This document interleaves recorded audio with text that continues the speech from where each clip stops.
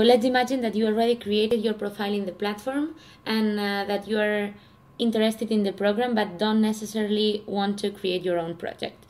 Actually, you can always join an existing project.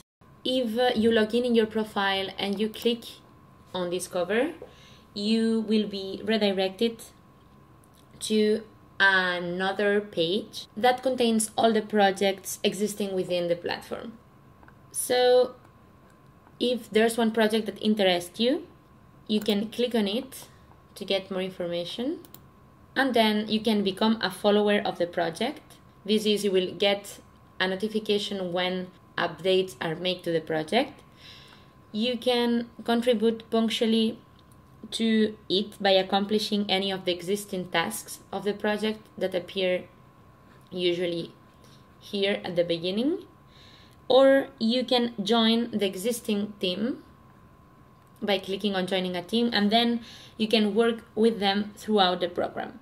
In this case, in case you want to contact the team to get details before joining a project, you can always reach them through their Rocket chat channel, which is accessible directly from the page of the project by clicking on chat.